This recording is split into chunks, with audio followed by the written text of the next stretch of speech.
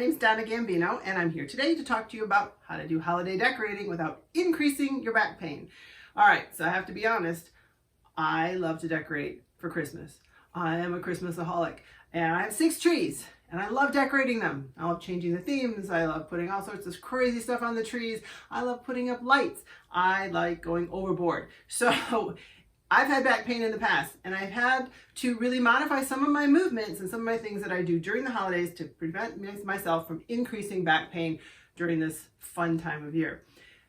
Christmas can mean increased back pain for those of you who had low back pain in your past. Decorating the trees, climbing ladders, hanging lights, lifting boxes, shopping, traveling, cooking, cleaning, because there's lots of that after you put up your decorations and, before the holidays. So being extra careful but following good body mechanics can really be good for you as far as not having an incident of back pain during the holidays. Product Safety Commission estimates that there's about 11,000 people every year that end up in the ER because of holiday injuries, the decorating injuries. So you don't want to be one of those people. So I'm going to give you 13 helpful hints, I guess, on things that you can maybe be aware of or keep in the back of your mind if you're decorating, and how to prevent yourself from maybe increasing your back pain. So if you have herniated disc, bulging disc, osteoarthritis, osteopenia, osteoporosis, spondylitis, any of those type of back things, this could be helpful for you. Or if you just occasionally get low back pain. So first one, lifting. Okay, we're hauling up all these boxes from our basements or from storage units, attics, and bringing them towards your main living area. So you have to carry them a distance, right? Because you don't have all your storage boxes real close to you in a closet. So you want to make sure if you're lifting heavy boxes, especially those larger boxes, that you're lifting with your legs. That's a given, right? Everybody with low back pain knows you lift with the muscles of your legs and not your back or your arms. One of the things you want to pay attention to, though, is that you're not bending, twisting, and lifting all at the same time. That recipe is a recipe for disaster as far as discs go. So make sure if you're going to go lift something that you lift it straight on. You're not twisting to the side to try and get it out of a corner or something and then pulling to lift, because that can increase your risk for actually herniating or rupturing a disc. Okay, so we want to make sure you're using your core, make sure you're using your legs when you go to lift those heavy boxes. All right, 2, carrying the boxes. So you're carrying them upstairs. 1, you don't want to carry too many. You want to keep your load kind of low, and you want to keep the boxes close to your body. You don't want to be carrying them way out in front of you. So use good judgment when it comes to to lifting those kind of things that are heavy. Don't do the lazy man load. All right, now I fall culprit to this when I'm shopping. Okay, so when you're out at the malls, try to plan your trip.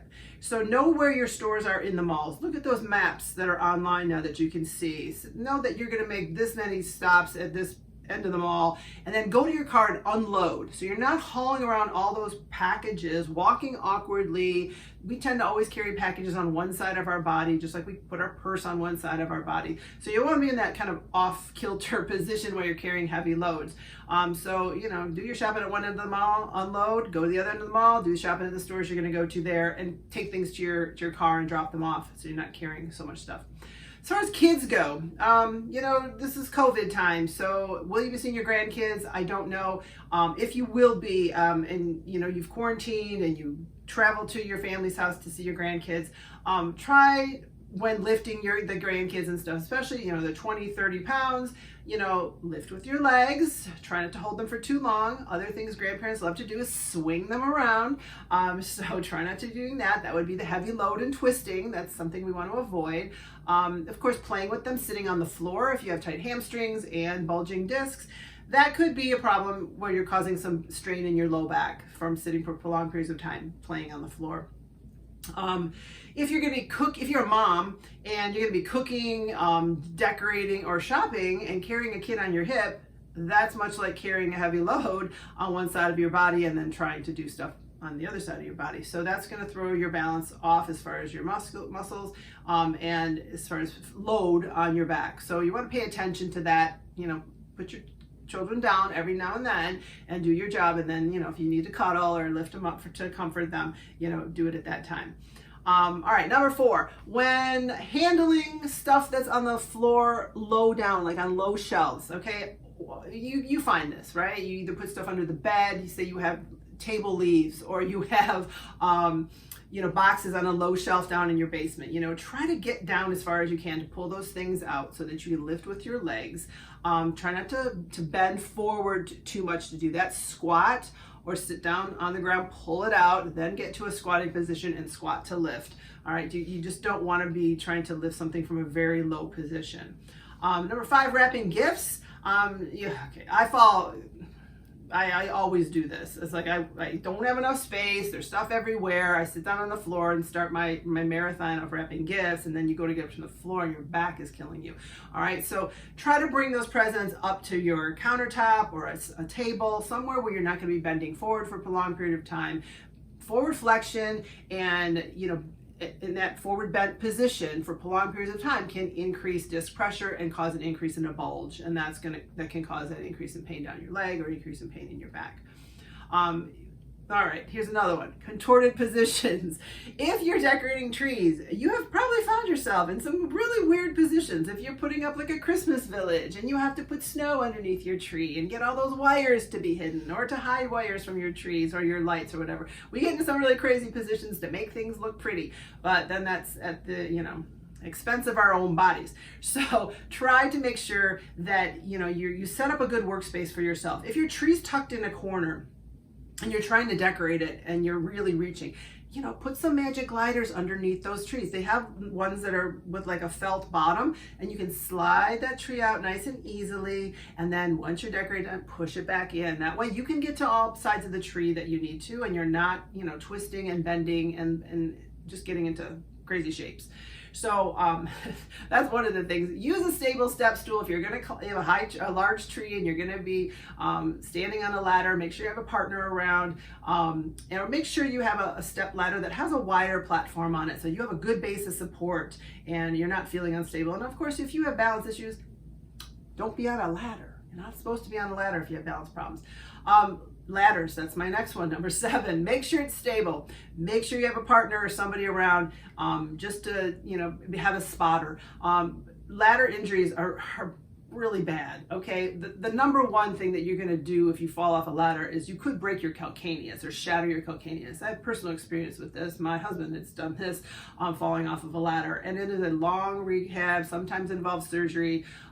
So make sure that everything's very stable as far as that goes. But also, if you have a back problem and you fall, and then you do fall on your butt, you can really injure your back, or even maybe, fracture a bone if you have osteoporosis or anything. Ladders are just not a good thing. So if you can reach things without a ladder, try to do that. All right, number 8, carrying packages outside. This is another one, and I've actually seen injuries from this, is, you're hauling stuff in from your car, whether it's packages from shopping or taking gifts into a house or food, and you're just not watching what you're doing. You're carrying something, you're not looking at the path ahead of you. There's ice, there's snow, maybe an obstacle in the path, a curb, anything like that, that can increase your risk for falls. So, make a couple trips if you need to. Be able to see over whatever you're carrying so that you can avoid an injury that way. All right, driving. This is a big one this year, right? Because air travel is very low. If you can get to your relatives via car, you're going to do that. So if you're going to be going long distance in the car, you need to get out about every 2 hours and do your stretch, walk, and water. Okay, that's the mantra that I usually give to my clients is get out, do some stretches. Y'all know how to do stretches if you've been to an exercise class. Do a few stretches for your hamstring, stretches for your low back, stretches for your upper back. Move around. Park at the one end of the rest stop and walk to go to the bathroom to get your break and get some water in and everything. That's going to help keep the discs a little bit happier. Discs are happy when they're loading and unloading, not when they're being loaded for long periods of time, like sitting in a car for 8 hours.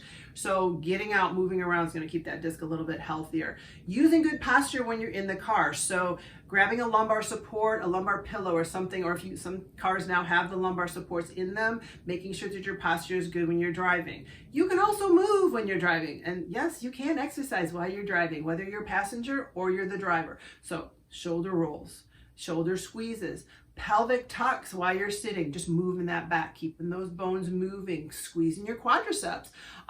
If you're a passenger, there's a lot of other things you can do too, and you can use a little resistance band and everything, but just keep moving and keep those tissues happy, because so that they're not just straining and sitting, supporting your structure. All right, air travel, same thing, same principles apply to air travel as car travel, except you have to get up more frequently. So that's a tight spot. Usually that seat you don't have much control over as far as adjusting anything, okay? You've all been called to the person that reclines totally on top of you, okay? I am tall. So when someone does that for me, my leg posture and positioning is really disrupted. I can't get in good position. So getting up every 30 minutes to move around, take your lumbar support with you. They have ones that are inflatable so you can deflate them and put them in a travel bag so it's nothing cumbersome to take with you. Doing your exercises while you're on the plane as far as your pelvic tucks and all those other exercises are good, but also doing the exercises for anti-embolism or anti-clot exercises. So tapping your toes, lifting your heels, squeezing your glutes, squeezing your quads, just doing some muscle movement to keep blood flowing so you don't get any blood clots while you're traveling. Okay, number 11, watch what you eat. Okay, we all know that increased weight increases strain on the back. So you can't eat all those cookies, and especially us being home now and we're comfort food eating and stuff to try to, you can't see your family as you're sad, and so you're eating and drinking a lot. So try to really watch what you eat and try to look at it as just like a couple days. Everybody deserves a treat, and I'm not saying to limit everything that you eat on those holidays. Holidays are fun because of the meals and the family traditions that we get to enjoy. But just look at it like Christmas Eve and Christmas Day or New Year's Day, and just use those days as your eating days, and then go back to your regular healthy eating plan if you can.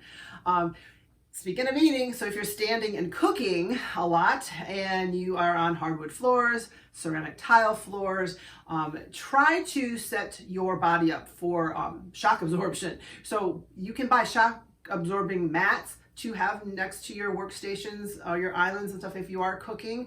Another thing, I don't wear shoes in my house just because of germs, so I wear slippers. I usually make all my guests wear slippers, but getting a good supportive slipper can really help if you're standing. So Vionics has a good supportive slipper with an arch support. It's going to keep you in good alignment with your legs and also decrease shock going up from that hard floor up into your low back, and so at the end of the day you're not feeling achy in your low back. Okay, number 13, we're at the last one. Do not skip your workouts. That should be an obvious. You want to make sure you continue to move throughout the holidays to keep your back healthy, whether it's with foam rolling and stretching, a flexibility class, even if you can just get in 20, 30 minutes, that's going to be really good to help keep things healthy and prevent you from getting back pain. All the things that we do, my mantra and has always been, ho, ho, hold in your core at the holidays, because you want to keep your back healthy. Nobody wants to start the new year in physical therapy for low back pain. So keep yourselves healthy. I hope that was helpful for you, and I hope you have a good holiday season and keep your back safe. If you have any questions, please drop them in the comments box below. If you have any ideas for videos, I'd love to hear them, and I'd love to see you in a class. You're just sitting around those holidays, join me for a class. I'm running them all the time. So hit the like button if you like this video, and really consider subscribing. I'd love to have you here. Happy holidays, and may all your holidays be pain-free.